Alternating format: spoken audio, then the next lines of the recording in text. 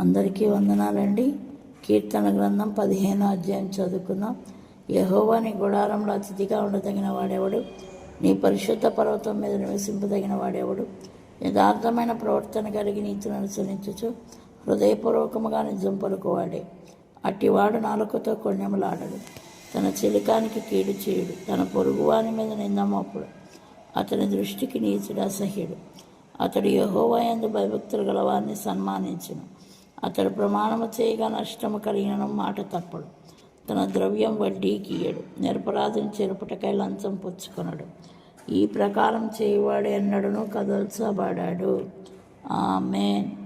స్తోత్ర స్తుతి హల్లెలూయా. 15వ అధ్యాయంలో 2వ వచనం మనం చూసినట్లయితే, యథార్థమైన ప్రవర్తన కలిగి నీతిని అనుసరించుచు హృదయపూర్వకముగా నిజం పలుకువాడే. దేవుని గుడారంలో అతిథిగా ఉండదగిన వారెవరు? ఆయన పరిశుద్ధ పర్వతం మీద నివసింపదగిన వారెవరు అనగా, యథార్థమైన ప్రవర్తన కలిగి నీతిని అనుసరించుచు హృదయపూర్వకముగా నిజం పలికే వాళ్ళు మాత్రమే దేవుని సన్నిధానంలో నిలవగలరు. దేవుని సన్నిధానంలో నిలిచి ఆయన్ని స్తుతించగలరు.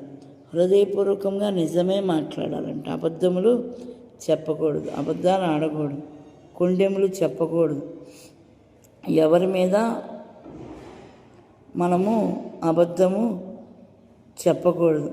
యథార్థమైన ప్రవర్తన కలిగి నీతిని అనుసరించుచు యథార్థమైన ప్రవర్తన మనకు ఉండాలంట. యేసుక్రీస్తు ప్రభువారు ఆశించింది హృదయ శుద్ధి.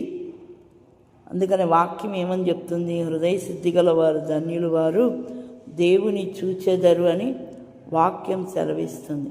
హృదయపూర్వకముగా నిజం పలుకువారే. అట్టివాడు నాలుకతో కొణ్ణెములాడడు, తన చెలికానికి కీడు చేయుడు, తన పొరుగు వాని మీద నింద మోపడు. యథార్థముగా మాట్లాడేవారు పొరుగు వాని మీద నింద మోపరు అని వాక్యం సెలవిస్తుంది. హృదయపూర్వకముగా నిజం పలికేవారు తన పొరుగు వాని మీద నిందలు మోపరు అని వాక్యం సెలవిస్తుంది. అందుకని మనం యథార్థమైన హృదయము, యథార్థమైన మాటలు మన నోట్లో నుంచి రావాలి. జీవము కలిగిన నజరేయుడైన యేసుక్రీస్తు ప్రభువారు ఆయన యథార్థవంతుడు, నీతివంతుడు. ఆయన నీతిని న్యాయమును జరిగించే దేవుడు కాబట్టి మనం కూడా యథార్థవంతులముగా నీతివంతులముగా ఉండాలని దేవుడు ఆశపడుతున్నాడు. కాబట్టి